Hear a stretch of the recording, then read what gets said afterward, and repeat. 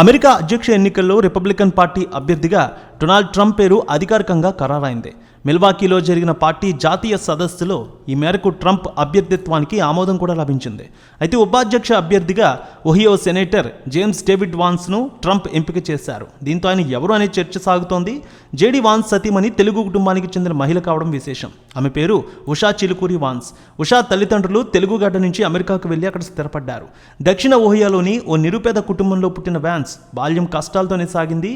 Marine కార్ప్స్లో పనిచేస్తూ విద్యాభ్యాసం కొనసాగించారు. ఎయిర్ లా స్కూల్ నుంచి స్కాలర్షిప్ను అందుకున్నారు. లా డిగ్రీ పూర్తి చేసిన ఆయన ఎయిర్ లా జర్నల్కు సంపాదకుడిగా ఉన్నారు. తర్వాత శాన్ ఫ్రాన్సిస్కోలోని వెంచర్ క్యాపిటలిస్ట్గా పనిచేశారు.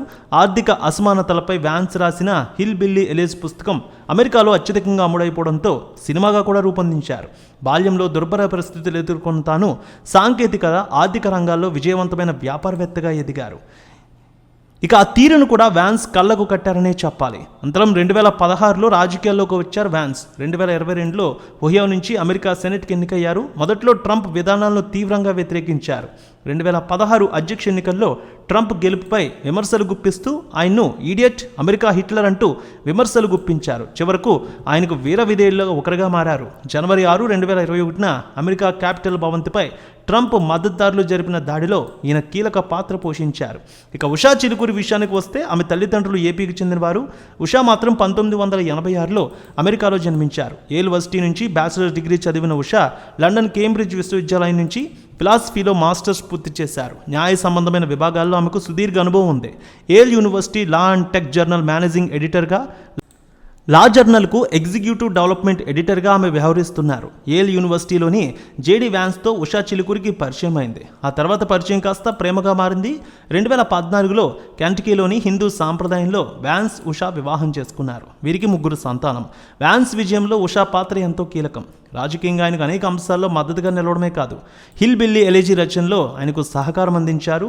ఒహియో సెనేటర్గా ఆయన పోటీ చేసినప్పుడు ప్రచార బాధ్యతలు కూడా నిర్వహించారామె. వాన్స్ ప్రజాకర్షక విధానాలతో ముందుకు వెళ్తున్నారని ప్రత్యర్థులు చేసిన విమర్శలను ధీటుగా తిప్పికొట్టారు. రేణుక ఎల్లమ్మ తల్లి ఆశీస్సులతో ఫోన్ ద్వారా జ్యోతిష్యం చెప్పబడును. గురూజీ శ్రీనివాసరాజు.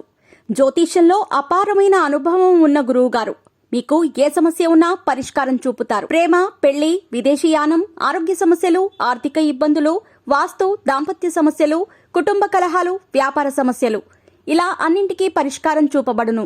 మీరు ఫోన్ ద్వారా లేదా వాట్సాప్ ద్వారా గురూజీని కాంటాక్ట్ అవ్వచ్చు. మీ డేట్ ఆఫ్ బర్త్, మీ ఫోటో బట్టి జ్యోతిష్యం చెప్పబడును. మీరు ఎక్కడెక్కడో జ్యోతిష్యం చేపించుకొని నిరాశలో ఉన్నారా? ఒకసారి ఈ గురువు గారిని సంప్రదించండి. మీ సమస్యకు పరిష్కారం పొందండి.